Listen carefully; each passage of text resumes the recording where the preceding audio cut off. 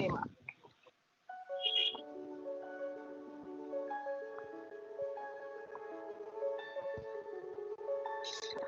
Alta carga de trabajo. Vida social limitada. Mucha responsabilidad. Límite. Cuando le pregunto a los doctores y enfermeras por qué aceptan todo eso, ellos usualmente me dicen, lo hago porque tiene un significado. El significado de la vida, por lo tanto también la mía. Como el Foro Global para la Educación Médica Especializada, nos preguntamos, ¿cómo podemos apoyar efectivamente el trabajo, ambición y dedicación de los profesionales? Buscando el diálogo. Escuchamos y entendemos. Con el intercambio de profesionales de la salud en una red de conocimientos alrededor del mundo. Así mantienen sus más altos estándares durante toda su vida.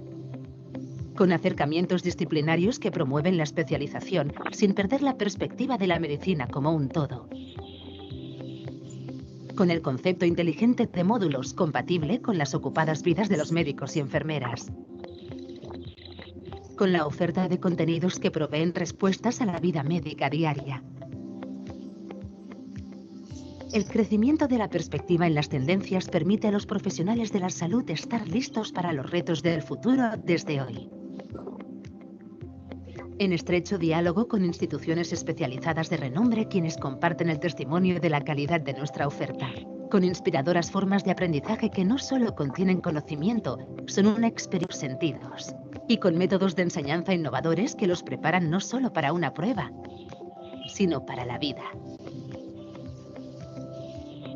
Enfermeras y auxiliares en el cuidado, médicos y gerentes del hospital y las personas que trabajan en el sector de los cuidados de la salud en el hogar.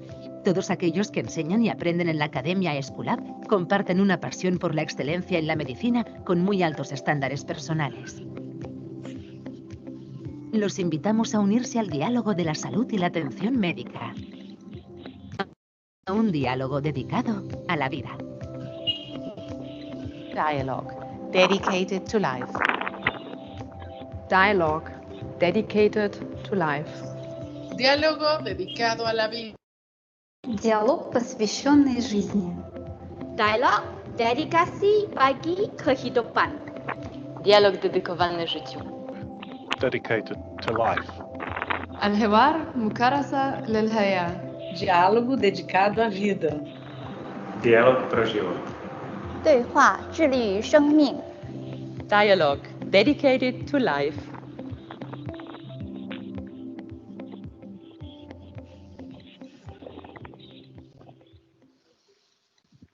A continuación, quiero darles unas recomendaciones para tener una sesión virtual exitosa. Sus micrófonos están silenciados para mantener una sesión sin interrupciones. Las preguntas que tengan pueden escribirlas en nuestro chat de esta sesión, las cuales responderemos al finalizar la presentación. Les informamos que esta capacitación está siendo grabada para fines académicos y su disposición futura. Y les recomendamos, por favor, mantener sus cámaras apagadas por privacidad y para ver solamente al presentador. A continuación, quiero presentarles a nuestra expositora del día de hoy. Ella es la doctora Zulma Hoyos, quien es médico especialista en administración en salud y coordinadora del proyecto Home Care para B. Braun Medical Colombia. Bienvenida, Zulma. Muchas gracias, Camila. Muy buenas tardes a todos. Muchas gracias por este espacio que nos ha ayudado la Academia para organizar este evento el día de hoy en la tarde. Como les comenta Camila, el objetivo de hoy es presentarles un poco acerca de esta nueva terapia que se conoce ya en muchas partes del mundo, pero que quizás en Colombia aún hay mucho por descubrir, y el objetivo de hoy es poderles contar un poco brevemente de qué se trata. Como lo comentaba Camila, yo actualmente estoy coordinando el proyecto para Home Care en B. Braun Medical, y la idea, como les comentaba, es presentarles hoy acerca de antibióticos en infusión continua a través de dispositivos elastoméricos, y esto realmente enfocado mucho en el ámbito del servicio auxiliario que hoy, digamos, hoy por hoy, atravesando este tiempo de pandemia con COVID-19, pues toma mucha relevancia por todos los beneficios que el servicio domiciliario conlleva en la atención de los pacientes y obviamente los beneficios que trae para el sistema o el sector salud. Esta es nuestra agenda del día de hoy. Pretendo no ser tan extensa. Alrededor de la siguiente media hora, 35 minutos, vamos a hablar acerca de algunas definiciones, principio de funcionamiento de los dispositivos elastoméricos, cómo esta modalidad de administración a través de estos dispositivos se puede aplicar al manejo de antibióticos, qué evidencia científica hay al respecto sobre esta terapia digamos, en documentos publicados a nivel internacional, un poco de conclusiones y si es posible, pues abrimos un espacio de comentarios y preguntas para poder resolverlos. Cuando hablamos entonces del tema de definiciones, pues es importante que conozcamos que los antibióticos son moléculas o medicamentos que están dirigidos a combatir las bacterias, ¿sí? Esto no está definido ni para los virus ni para los hongos. Para esos tipos de microorganismos hay otros medicamentos sí, insumos que son diferentes a los antibióticos y que actúan de forma distinta. Pero para las bacterias específicamente tenemos los antibióticos y los podemos clasificar en dos, digamos, grandes grupos desde el punto de vista de su efectividad frente a la bacteria, y estamos hablando de antibióticos bacteriostáticos, que significa que estos medicamentos lo que hacen es inhibir el crecimiento bacteriano o digamos que la bacteria se siga reproduciendo y que por ende el cuerpo, las respuestas del huésped, en este caso la respuesta inmunológica del paciente, digamos, haga su trabajo con el fin de eliminar la bacteria que tiene en este momento, digamos, cursando en su patología actual, ya sea neumonía, infección urinaria, infección de tejidos blandos. Pero también tenemos el otro tipo de antibióticos que son antibióticos bactericidas. Estos antibióticos sí van, digamos, directamente a eliminar la bacteria y por eso, digamos, tienen dos clasificaciones distintas, los unos que inhiben el crecimiento y los otros que sí eliminan estas bacterias. Como les digo, entonces estos medicamentos están divididos en estas, digamos, de estas dos formas en cuanto a la efectividad frente al germen, pero tenemos otras clasificaciones que más adelante se las voy a mostrar y que son muy importantes que tengamos claridad al respecto porque depende mucho más de la farmacocinética y farmacodinámica de estos medicamentos en cuanto, digamos, a la administración de los mismos en el paciente. Cuando hablamos de infusión continua o hablamos de infusiones en general, tenemos como tres tipos de infusiones, por decirlo así. Uno son las infusiones continuas, que son, digamos, las administraciones que hacemos de un medicamento, en este caso antibióticos, cuya duración de la infusión dura 24 horas o más. Es decir, tenemos al paciente con una infusión por un acceso venoso, ¿sí? O inclusive a veces en algunos medicamentos a través de infusiones subcutáneas, y ese medicamento es preparado para que de forma constante, a una velocidad constante, vaya pasando ese medicamento al paciente durante 24 horas continuas. O, si el medicamento lo permite y el dispositivo así también lo permite, más horas, 48 o 72 horas, dependiendo de lo que se esté buscando con la terapéutica en ese paciente. También tenemos lo que es una infusión extendida. Estas infusiones extendidas hacen referencia a esas infusiones que se colocan al paciente de forma repetida cada 6 u 8 horas, ¿sí? Pero donde la administración o duración del tratamiento, ya sea antibiótico o medicamento, en este caso generalmente funciona mucho para antibióticos, la duración es alrededor de 3 o 4 horas. A eso llamamos infusión extendida, es decir, un paciente que tiene una administración de un antibiótico cada 6 horas, pero cuando yo voy a aplicarle la dosis no se la coloco en 1 hora o media hora, sino que se la coloco durante 3 horas continuas. Paro la administración y vuelvo a la siguiente dosis, ¿sí? A eso se le llama infusión extendida. también está la infusión intermitente o infusión por bolos, que es lo que quizá muchos de los que están aquí conocen y saben que hacemos en los diferentes ámbitos de atención, ya sean los ámbitos hospitalarios o a veces en las consultas prioritarias, también en el servicio domiciliario se maneja. ¿A qué hace referencia? A esas infusiones de medicamentos, en este caso los antibióticos, cuando se requiere pasar un medicamento, llámese ampicilina, piperacilina tazobactam, cefaxolina.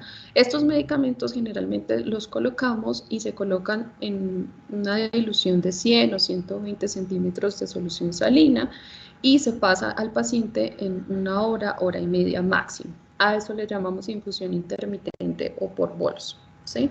Entonces es importante que podamos tener claridad a cuando hacemos referencia a que es una infusión continua, a que es una infusión extendida y que es una infusión intermitente, porque de aquí en adelante vamos a hablar un poquito más de esos temas. También es importante que reconozcan ustedes, me imagino que muchos de los que están aquí presentes en esta exposición conocen cuando nos referimos a los dispositivos elastoméricos. Sin embargo, quiero, digamos, como recordar cuáles son como sus principales características. Recuerden que los dispositivos elastoméricos son dispositivos médicos que están hechos generalmente de silicona. La silicona es una película elástica y cuando hablamos de elástico estamos haciendo referencia a ese concepto, digamos, que habla de que cuando un cuerpo se somete a una fuerza externa tiene la capacidad de volver a su forma de origen. Si ustedes ven aquí en esta gráfica que les presento muy esquemática, pues digamos muy general, aquí tenemos un cuerpo, llámese. El ejemplo más sencillo quizá es las bombas que inflamos para las celebraciones, las fiestas. Esas bombas elásticas, si ustedes antes de que las inflen, ellas tienen una forma, ¿sí? Cuando las inflamos o las llenamos de aire o agua en algunos casos, ellas se distienden, como pasa aquí en esta gráfica que ustedes ven a continuación. Ella queda de una forma redonda, o si tiene otra forma la bomba, pues quedará de la forma en la que viene predeterminada, pero se distiende, ¿sí? ¿Por efecto de qué? Por efecto de esa fuerza. ¿Y cuál es esa fuerza? La fuerza que ejercemos al inyectar aire o líquido dentro de ese dispositivo. Cuando retiramos esa fuerza que tiene ese cuerpo, es decir, el líquido sale o el aire se elimina, esa fuerza se libera, ese cuerpo vuelve a su posición casi original. Si ustedes ven, ¿por qué no digo igual? Porque todos ustedes han visto que cuando la bomba ya se desinfla, pues no queda totalmente igual a cuando estaba nuevecita sin haberla inflado la primera vez. Entonces, si vuelven a recuperar su forma inicial muy similar, no llegan a ser exactas a como estaban en un principio, pero la elasticidad hace referencia a eso, ¿sí? La elasticidad hace referencia a que cuando yo tengo un cuerpo de este tamaño, lo someto a fuerza externa, pero si yo libero esa fuerza, este cuerpo tiene la capacidad de regresar a una posición inicial. Entonces, por eso son conocidos los dispositivos elastoméricos, porque ese es como su mecanismo de acción. Y cuando hablamos de cuál es el principio de funcionamiento de los dispositivos, hay una ley en la física que se llama la ley de Poiseuille, que habla un poco de la combinación de presiones con longitudes, ¿sí? Y voy a explicar un poco más sencillo este concepto. Esto también es, digamos, una representación muy sencilla de lo que es un dispositivo elastomérico. Ustedes aquí ven, este es como si fuese un reservorio o el contenedor del dispositivo elastomérico, que es donde va la solución o la preparación del medicamento. Y si ustedes han visto, todos los dispositivos elastoméricos tienen una parte supremamente importante que se llama el restrictor de flujo. Además de eso, los dispositivos elastoméricos tienen la línea de infusión, tienen el clamp para cerrar la infusión en caso de algún evento con el paciente, bueno, digamos, pero estas son como las partes más importantes y relevantes y las que se involucran en la determinación de la velocidad de flujo que va a tener ese dispositivo. Me explico. Esta fórmula que ustedes ven aquí a la derecha dice que la velocidad de flujo depende directamente proporcional de la diferencia de presiones que haya entre quienes. Entre la presión que hay en el contenedor, que es una presión mayor a la presión que tenemos en el acceso venoso del paciente o en la luz sobre la vena del paciente. Recuerden que estos dispositivos están diseñados ya sea para conectar a los accesos endovenosos del paciente o incluso también en algunos casos al espacio subcutáneo, que también se hace a través de un catéter o una línea que tengamos allí conectada. Pero siempre esta presión que hay en el contenedor, esta presión 1, es mayor que la presión 2, es decir, que la presión que hay acá externamente al dispositivo. Y asimismo, la velocidad de flujo es inversamente proporcional a la viscosidad de la solución. ¿Qué quiere decir?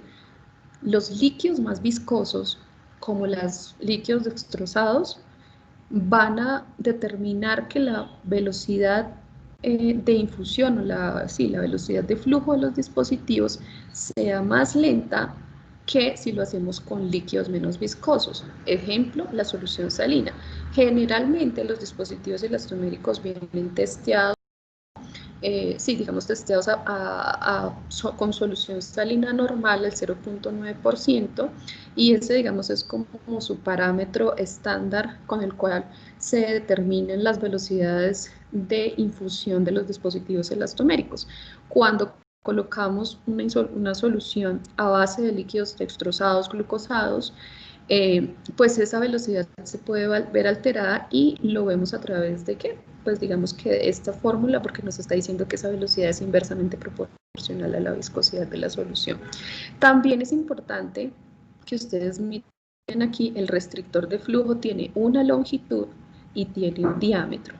Si el diámetro es más pequeño, es decir, el orificio por donde debe pasar la solución, ya sea el antibiótico, el analgésico, los líquidos, lo que le vayamos a pasar al paciente a través de estos dispositivos, si ese diámetro es más pequeño, asimismo va a ser la velocidad, va a ser más lenta, más pausada.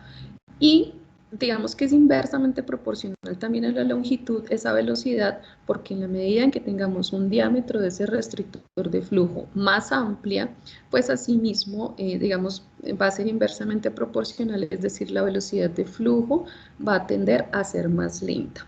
Entonces, no los quiero confundir mucho con esta explicación. Sencillamente la ley de Poiseuille lo que nos dice es que hay una combinación, que la velocidad de flujo es la combinación entre las variables de presión, longitud del restrictor de flujo, viscosidad del líquido y diámetro del restrictor de flujo.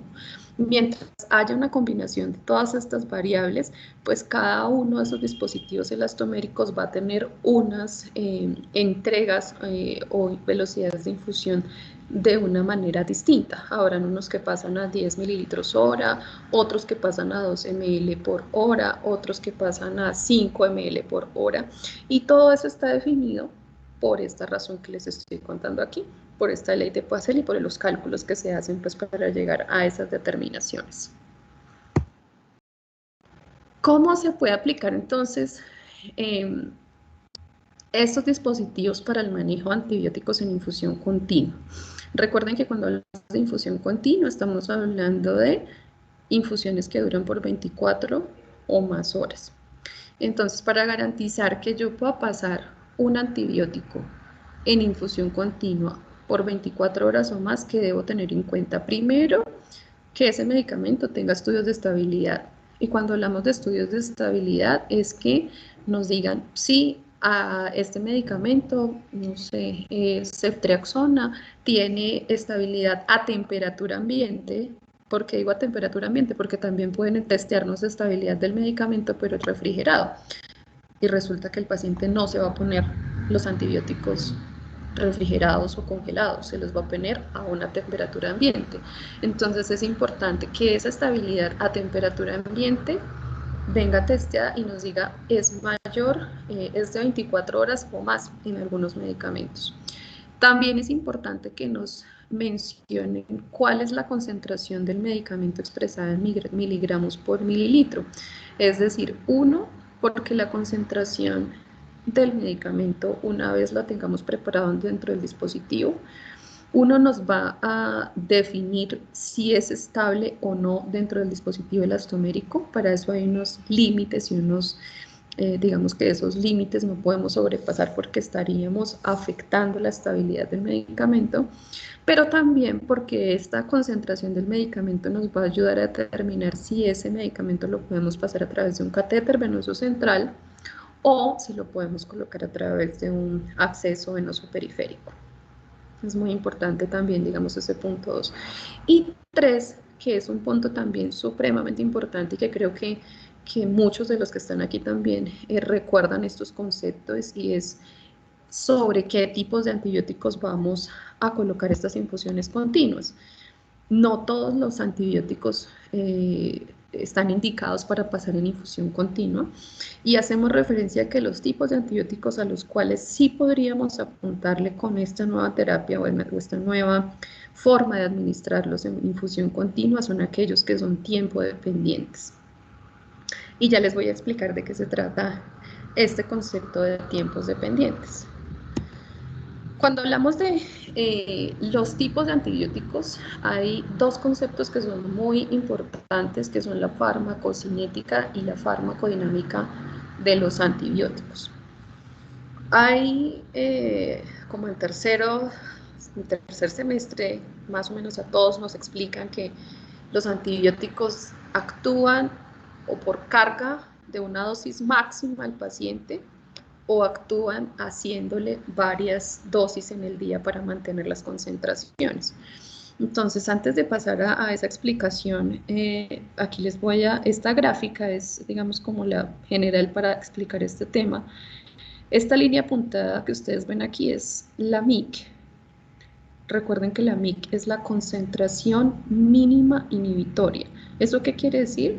Es la concentración mínima que yo debo tener o que yo debo alcanzar con un tratamiento antibiótico para inhibir el crecimiento bacteriano, ¿sí? Es decir, por debajo de esa concentración mínima inhibitoria, no puede, ningún antibiótico está ejerciendo el efecto que debería hacer sobre la bacteria. Entonces es muy importante la MIC. Es ese reporte que nos dan en el antibiograma que dice mayor de 16, mayor de 4 o mayor de 2. A eso hace referencia la MIC. Es esa concentración mínima que yo debería tener en sangre para poder llegar al crecimiento, para poder llegar a inhibir el crecimiento bacteriano. Sin embargo, ustedes ven aquí en esta gráfica hay como una carga, dice Cmax sobre la MIC, es decir, cuánto es la concentración máxima después de que yo supere la MIC. Aquí hay una línea que aparece sobre esta concentración mínima inhibitoria, que significa es cuánto tiempo permanece esa concentración por encima de la MIC, y hay algo que se llama área bajo la curva, ¿sí? Y es, digamos, ahí se clasifican la mayoría o todos los antibióticos. Los primeros que les voy a mencionar son, digamos, los antibióticos que actúan dependientes de concentración. Cuando digo que actúan dependientes de concentración, hago referencia a aquellos antibióticos en los cuales nosotros como médicos necesitamos garantizar una carga alta de antibióticos en el paciente que garantice que estamos sobrepasando la MIC y que además esos medicamentos no requieren una, digamos, repetición de dosis durante las siguientes 24 horas. Cuando hablo de eso, quiero decir que los aminoglucósidos que hacen parte de este grupo de medicamentos o de este grupo de antibióticos son medicamentos que actúan a través de concentración, es decir, yo le doy una carga única al paciente, una carga alta, y con eso es suficiente para que el antibiótico haga su efecto bactericida o bacteriostático sobre las bactericidas, en este caso los aminoglucósidos son bactericidas, para que haga su efecto durante las siguientes 24 horas. Y aún después de haber bajado de la MIC, sus concentraciones por debajo de la MIC, hay algo que se conoce como el efecto posantibiótico, que es muy representativo en este grupo de medicamentos, donde el efecto posantibiótico lo que quiere decir es que a pesar de haber bajado por debajo de la MIC, el efecto sobre la bacteria, el efecto bactericida, sigue siendo o sigue estando presente, ¿sí? A pesar de que esté por debajo de la MIC. Entonces es muy importante que reconozcamos, por eso digamos que los aminoglucósidos como la gentamicina o la amicacina, damos una dosis de carga máximo 2, es decir, no se requieren más dosis. ¿Por qué? Porque estos antibióticos actúan a través de esta forma. Está en el segundo grupo de medicamentos, que son los medicamentos que pueden actuar ya sea o por concentración máxima o a través del tiempo, pero que digamos tienen una particularidad, y es que estos medicamentos también tienen un efecto posantibiótico importante, y lo que quiere decir es que este efecto posantibiótico garantiza que a pesar de que bajen, como les mencionaba hace un momento, por debajo de esas concentraciones mínimas, que es lo que necesitamos tener en el paciente, ellos continúan ejerciendo su efecto. Cuando decimos quinolonas, ¿a quiénes nos referimos? A la ciprofloxacina, al moxifloxacino, a esos medicamentos que ya, digamos, van más contra gram negativos, con bacterias gram negativas, y que se encuentran, digamos, en estos dos grupos.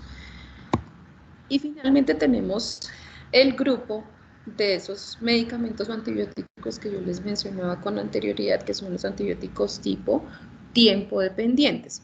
¿A qué hace referencia? A que yo doy una carga de medicamento, ahí no necesito que sea muy alta porque estos medicamentos, uno, por vida media, no me duran más de 6 u 8 horas dando su tratamiento efectivo, y dos, no tienen un efecto posantibiótico importante, es decir, los betalactámicos como las cefalosporinas, como las uridopenicilinas en el caso del apiptazo, como los carbapenémicos meropenem, glucopéptidos como la vancomicina, no tienen un efecto posantibiótico. Es decir, que si yo dejo que mi paciente tenga concentraciones por debajo de la MIC, estoy dejando a mi paciente sin efecto antibiótico, ¿sí? Entonces es muy importante que tengamos en cuenta esto, porque es por eso que esta, digamos, estrategia de poder colocar antibióticos en infusión continua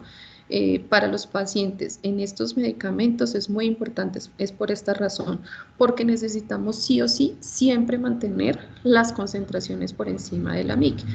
¿Y qué es lo que se recomienda? Que más o menos entre el 40 y el 50% del tiempo de la administración del antibiótico esté por encima de la MIC para poder garantizar una adecuada, digamos, efectividad de la terapia.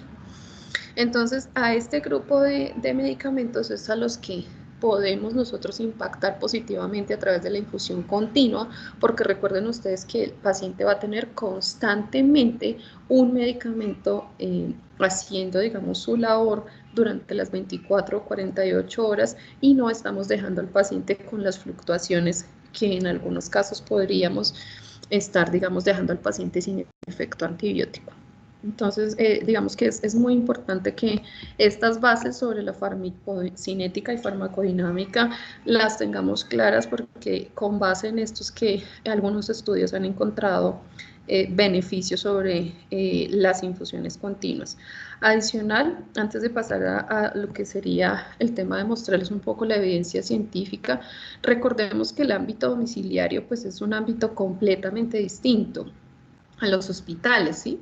En los hospitales estamos delimitados, una infraestructura, los pacientes están en los servicios de hospitalización o UCI, pero en servicio domiciliario no. En servicio domiciliario el paciente obviamente está en su casa, y es allá donde tenemos que llegar con los servicios de salud, atravesando una serie de dificultades que los que están aquí ya conocen, el tema de las vías, que lleguemos a tiempo con el medicamento, disponer del personal para que pueda colocar a tiempo ese medicamento, garantizar toda la cadena de seguridad y calidad para que el medicamento, los servicios, el tratamiento, todo llegue de forma correcta.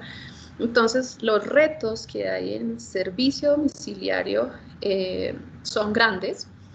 Como les digo, el ámbito hospitalario y el domiciliario son muy diferentes, cada uno tiene sus particularidades. Sin embargo, servicio domiciliario tiene, pues hay unos retos muy importantes y que quizá con este tipo de estrategias pues digamos se puedan abordar muy bien los retos sobre el paciente, es decir, lograr la efectividad del tratamiento en los pacientes, pero también digamos que minimizar o reducir todos estos obstáculos desde el punto de vista de llevar la atención en salud al domicilio del paciente. Entonces, cuando hablamos de evidencia científica, aquí les presento, esta es una revisión sistemática y metaanálisis que se llevó a cabo en el 2012, pero fue publicada en el año 2013 en el Clinical Infectious Disease. La idea de esto fue revisar un poco cómo eran los resultados clínicos en los pacientes que fueron sometidos, ya sea por infusiones extendidas o continuas, versus las infusiones intravenosas de corto tiempo o en bolos. Esto dado para antibióticos como carbapenémicos y piperacilina tazobactam. Este fue un estudio realmente bien interesante. En la literatura pues hay estudios muchos sobre pacientes críticamente enfermos en UCI, que ustedes conocen que los pacientes críticamente enfermos pues tienen unas características y particularidades desde el punto de vista clínico muy distintas al paciente que tenemos en domicilio. El paciente en UCI tiene unos volúmenes de distribución importantes, ya sea porque está hipervolémico, porque tiene un choque cardiogénico, porque está séptico, ¿sí? Entonces, digamos que las particularidades del paciente que está críticamente enfermo son muy distintas y el paciente que tenemos en ámbito domiciliario pues es un paciente estable, controlado, con una depuración de creatinina estándar que probablemente no va a variar. A menos que tenga, digamos, un mal control de su enfermedad infecciosa, pero realmente son muy distintos. Este estudio fue realmente, digamos, con base en pacientes que estaban críticamente enfermos. Sin embargo, en esos pacientes que son tan críticos y que tienen particularidades tan distintas como les he mencionado ahora, ellos concluyeron que la infusión continua o extendida, es decir, las infusiones durante 3 o 4 horas de antibiótico o incluso las infusiones de 24 o más horas con carbapenémicos y piperacilina tazobactam, en esos pacientes mostraron reducción de la mortalidad, ¿sí?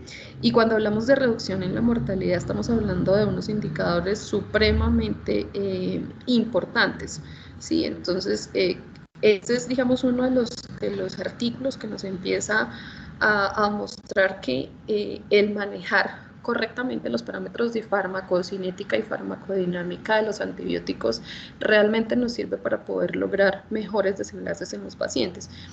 Sin embargo, como ellos lo mencionan también en el artículo, pues aún no hay o no hemos todavía encontrado pues estudios randomizados, aleatorizados, controlados donde podamos comparar esos dos grupos de pacientes de forma un poco más digamos estructurada y que nos puedan, digamos, como confirmar esta información. Pero estos son revisiones sistemáticas y metaanálisis muy interesantes, muy importantes, que aquí les dejo, digamos, la referencia para que ustedes los puedan consultar y puedan, pues, como leer un poco más acerca de este tema. Este también es un artículo que más o menos buscó lo mismo, solamente que con meropenem en pacientes con infecciones severas. Este fue publicado en el año 2018 y nuevamente nos habla, este es un estudio que se hizo en Japón y nuevamente nos habla que las infusiones continuas con meropenem, 1, mejoraron los resultados clínicos de los pacientes y 2, bajaron mortalidad. Nuevamente esto para pacientes, como les menciono, con infecciones severas, probablemente con gérmenes multiresistentes en los cuales los esquemas terapéuticos y regímenes terapéuticos son, digamos, un poco más difícil de controlar, y donde, pues si estamos hablando de gérmenes multiresistentes, las concentraciones mínimas inhibitorias pues son mucho más difíciles de alcanzar.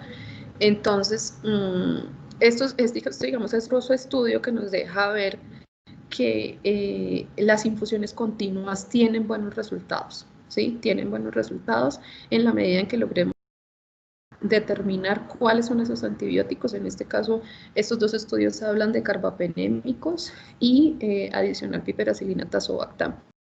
Obviamente también recomiendan el diseño y la evaluación a través de estudios, como les mencionaba, como los estudios randomizados doble ciegos controlados, pero son, digamos, resultados que es importante que ustedes conozcan, y que quizá desde el punto de vista hospitalario algunos médicos puedan tener aún esa cierta incertidumbre de dejar salir sus pacientes con estas metodologías de administración. Sin embargo, digamos que ya hay información relevante al respecto de que en pacientes intrahospitalarios esta metodología funciona, y entonces vamos a ver si esto en pacientes ambulatorios también lo es, ¿sí? Porque es muy diferente hablar, como les mencionaba, de un paciente ambulatorio a un paciente intrahospitalario. Y es por eso que he querido traerles aquí este otro artículo.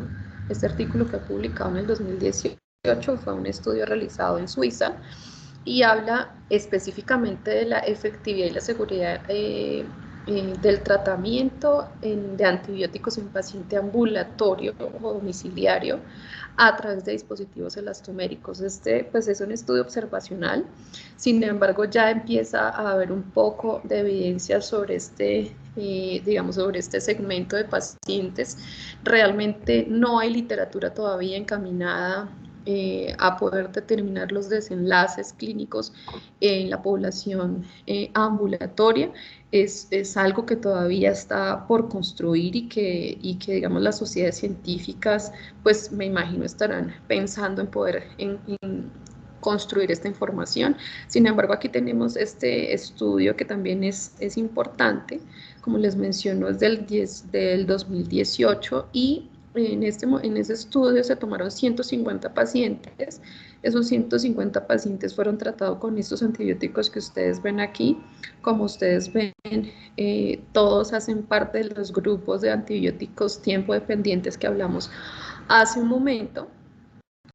Y lo que hicieron estos pacientes fue medir sus concentraciones plasmáticas, es decir, el paciente salió del hospital, le entregaron su tratamiento en los dispositivos elastoméricos por los días que le tocaba recibir su terapia. Unos pacientes entre 4 días, otros hasta 100 días de tratamiento, pero en promedio, digamos, los días de estancia promedio de esos pacientes durante ese programa fue alrededor de 13 días. Dato que, digamos, es muy importante porque cuando uno lo contrasta con la realidad de Colombia, los días de estancia de estos pacientes, digamos, en los programas de antibióticos en domicilio están alrededor de 6 o 7 días, es decir, que tenemos todavía un gap de poder capturar esos pacientes mucho antes en los hospitales, y pues tenemos ahí todavía mucho trabajo por hacer desde el servicio domiciliario. Y llamativamente, de esos 150 pacientes, el 82% se autoadministraron su terapia, es decir, ellos mismos hicieron el cambio de su dispositivo elastomérico en casa, y solo el 18% fueron asistidos ya sea por una enfermera del servicio domiciliario o home care, o debían ir a algún centro especializado que hicieran el cambio del dispositivo. Pero miren que esto es otro dato muy interesante, donde el 82% de los pacientes tienen la capacidad de poder hacer el cambio de estos dispositivos en casa. ¿Por qué? Porque son dispositivos seguros, que realmente no revisten una mayor complejidad en el momento de la manipulación o el cambio. Cuando se revisaron ya, digamos, como los resultados finales de este estudio, se encontró que hubo un 95% de curación, es decir, de esos 150 pacientes, el 95% no tuvieron reingresos, no se rehospitalizaron, continuaron en su domicilio. Y estas gráficas que ustedes ven aquí, eso es lo que más o menos les deja ver, es la línea que tienen todas las gráficas, es como la concentración mínima que se requería tener en los pacientes para lograr efectividad del tratamiento. Si ustedes ven, cada uno de los puntos representa un paciente, cada puntito. Y la mayoría de los pacientes estuvo por encima de las concentraciones que se requerían para cada uno de los antibióticos. En este caso, piptazo, cefepime, flucloxacilina, vancomicina, cefepime y piptazo. Estos pacientes que están, digamos, encerraditos en estas líneas fueron los pacientes que tuvieron ya sea readmisiones no planeadas, es decir, durante su tratamiento hubo algún evento por lo cual necesitó regresar al hospital, y los pacientes que tuvieron que, después de haber terminado el tratamiento durante los siguientes 2 o 3 meses, necesitaron reingresar otra vez al hospital por esta misma causa. Eso, digamos, que hace referencia a ese 5% que no se alcanzó frente al indicador de curación de pacientes. Sin embargo, cuando revisamos las conclusiones del estudio, pues hace referencia a que puede ser un buen enfoque para estos antibióticos que realmente se probaron aquí en este estudio. Parece ser, digamos, un buen enfoque para el manejo de pacientes ambulatorios, en manejo con antibióticos. Realmente, cuando ellos revisaron el tema de los casos que se readmitieron o que regresaron al hospital después de haber terminado su tratamiento, según las bases o reportes que ellos tienen, es muy similar a lo que pasa con otras metodologías de administración, es decir, con las administraciones intermitentes o extendidas. Es muy similar la data, es decir, no hay una diferencia real entre esta metodología y las otras. Y como ustedes lo ven aquí en las gráficas, las concentraciones plasmáticas se alcanzaron en la mayoría de los pacientes y solo hubo algunos escasos pacientes donde las concentraciones estuvieron por debajo de lo requerido. Como les digo, este es un estudio que ya nos habla de los pacientes en domicilio y con los cuales pues se obtuvieron unos resultados interesantes que podemos empezar a explorar. Ya pasándome un poco más de lo clínico y hablando más un poco desde la perspectiva del paciente, este es un estudio que se publicó en el año 2017, es un estudio que habla más de la satisfacción del paciente. Y aquí no se hizo un poco la segregación de qué pacientes iban a bomba elastomérica y cuáles no, sino que aquí todos fueron admitidos a través de dispositivos elastoméricos. Y vuelve, digamos, aquí un tema muy interesante, y es que 71 pacientes de esos 112 que se analizaron fueron a través de autoadministración, es decir, nuevamente esos pacientes hicieron ellos mismos el cambio de su dispositivo de forma correcta. Y como estamos hablando realmente es de un tema de percepción o de satisfacción del paciente frente a estas modalidades de atención, ellos realmente lo que manifestaron es que estaban todos muy satisfechos con esta metodología, unos atendidos en home care, otros atendidos, otros digamos administrados por ellos mismos y otros a través de centros especializados para el manejo de antibióticos, pero llamativamente aquellos pacientes que se autoadministraron su terapia tenían mejores calificaciones que el resto de grupos. Digamos que este es un estudio un poco más cualitativo, más de la percepción del paciente, pero al final es muy importante que también los pacientes hagan parte de las decisiones que se toman frente a la prestación de los servicios de salud, ¿sí? Está bien que pensemos desde aseguramiento, desde hospital, desde home care, pero también es muy importante pensar desde el paciente, cómo se siente él, qué piensa, y es importante que podamos también envolver dentro de ese mapa de decisiones estos pacientes que realmente son los que al final reciben pues como la atención. Finalmente, ya no para extenderme más, quiero dejarlos pues como con unas conclusiones Y ya para pasar al tema de los comentarios o preguntas que tengan los presentes en esta charla, y es que esta es una nueva metodología que se puede llevar al domicilio. Es decir, los dispositivos elastoméricos son unos dispositivos que no requieren una gran infraestructura, al contrario, son dispositivos muy sencillos de manejar, tanto por el personal de salud como por el paciente. Ya ustedes veían que los estudios muestran que hasta el propio paciente puede hacer su propia administración del antibiótico de forma segura.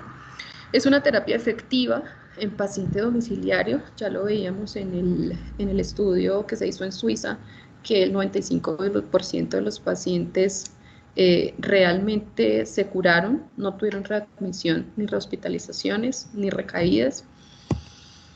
Es posible usarla para el manejo de antibióticos como beta-lactámicos y vancomicina. Como les explicaba anteriormente, es muy importante que se definan claramente cuáles son los antibióticos. Como les mencionaba, no para todos los antibióticos es posible esta metodología de administración. Hay antibióticos en los que sí necesitamos dar cargas de dosis altas y lo necesitamos hacer en bolo con el objetivo de que se cumpla el efecto bactericida del medicamento. Entonces es posible, pero hay un grupo de antibióticos seleccionados para este tipo de terapia. Cuando hablamos de que es una terapia costo eficiente es porque si se logra definir claramente dónde, cuándo, cómo, en qué proporción, a qué pacientes, lo podemos llegar a hacer costo eficiente. ¿Por qué digo que mejora los indicadores de operación de los prestadores domiciliarios? Porque lo que yo les mencionaba con anterioridad, y es que el domicilio o el home care debe llevar los servicios al domicilio.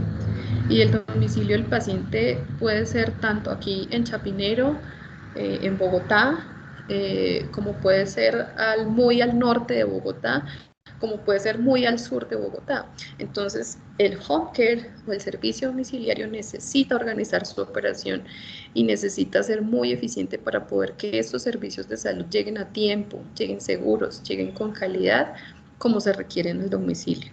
Entonces, en la medida en que podamos, o en que se pueda colocar infusiones continuas de antibióticos, que no requieran que esté yendo el enfermero cada 6 o cada 8 horas al domicilio, sino que colocamos una infusión por 24 horas, garantizando obviamente la seguridad del paciente, la efectividad del tratamiento, la calidad de los dispositivos, en fin, todo lo que se necesita, pues ese home care va a tener esa capacidad mucho más amplia de ser más eficiente, de poder captar esos pacientes desde los hospitales mucho más rápido y en general, cuando eso se logra, cuando los pacientes salen a tiempo de los hospitales, cuando ya no tienen criterios para estar hospitalizados, sino que ya pueden ingresar a su domicilio, pero continuar con la atención.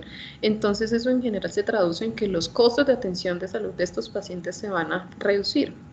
Ya sabemos que el servicio domiciliario es alrededor de un 45% menos los costos comparados con las atenciones intrahospitalarias en pacientes que ya pueden egresar al domicilio. Entonces, es muy importante que siempre tengamos en el radar pues como todos estos aspectos al momento de tomar estas decisiones. Es importante que conozcan que existen ya estos tratamientos en otros países.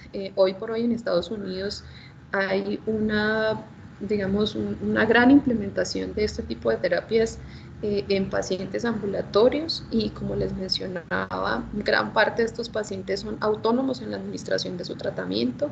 Obviamente reciben una capacitación, un entrenamiento exhaustivo, pero el paciente, digamos, hace parte y es responsable de su tratamiento y pues acá digamos que podemos empezar a construir paso a paso lentamente ese camino para poder llegar a ser, digamos, en el sistema de salud colombiano más eficientes, digamos que nuestros costos no se desborden. Sabemos que el dinero de la salud es un dinero finito, entonces hay que empezar a cuidarlo y empezar a pensar cómo se articula tanto el aseguramiento, el hospital, el home care, el paciente y que todos alrededor trabajemos con un solo objetivo.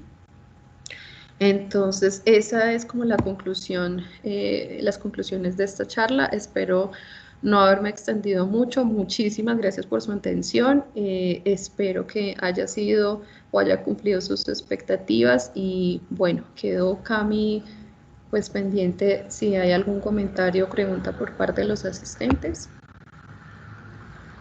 Muchas gracias, Zulma, excelente presentación. Estoy viendo aquí el chat, todavía no tenemos ningún comentario, ninguna pregunta. Las personas que deseen hacerlo lo pueden escribir, tenemos todavía unos minutos para poder responderlo, vamos a transmitir de una vez. Y si no, pues igualmente les vamos a dejar un link para que puedan responder nuestra encuesta. Esto es muy importante para nosotros, para el desarrollo de nuestros eventos. Quedan en el chat para que puedan realizarlo. Muchísimas gracias.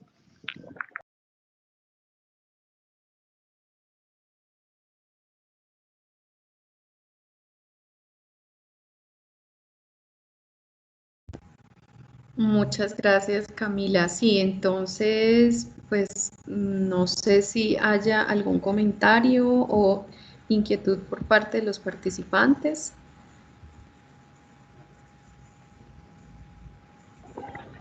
Tenemos la mano levantada de Mónica. Mónica, ¿nos puedes escribir tu comentario en el chat?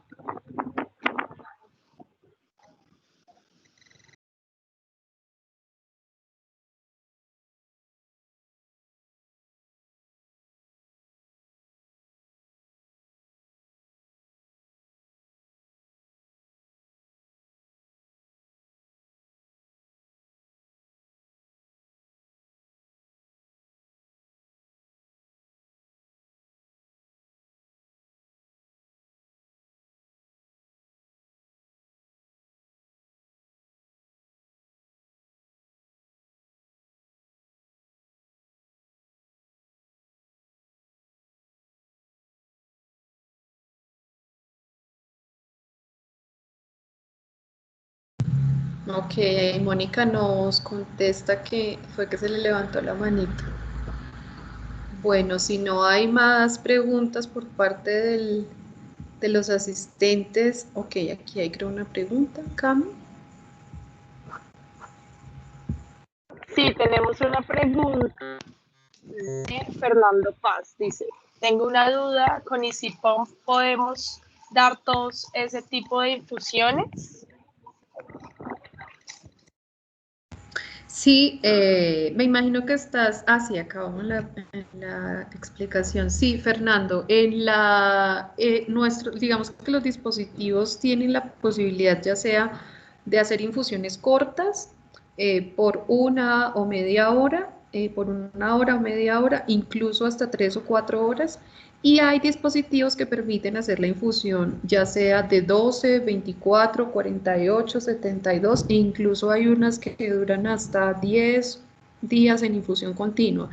Hay, digamos, una amplia gama de dispositivos que permiten hacer los tipos de infusiones que mencionamos previamente.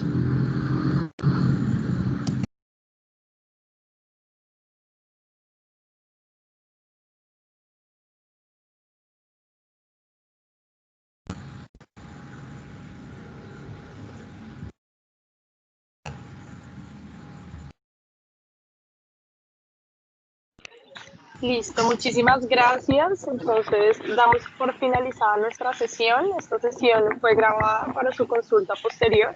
Si desean, la vamos a publicar en nuestro canal de YouTube, en Vibra Colombia. Allí podrán encontrarla. Y muchísimas gracias por asistir. Muchísimas gracias a todos los asistentes y que tengan un feliz día. Hasta luego.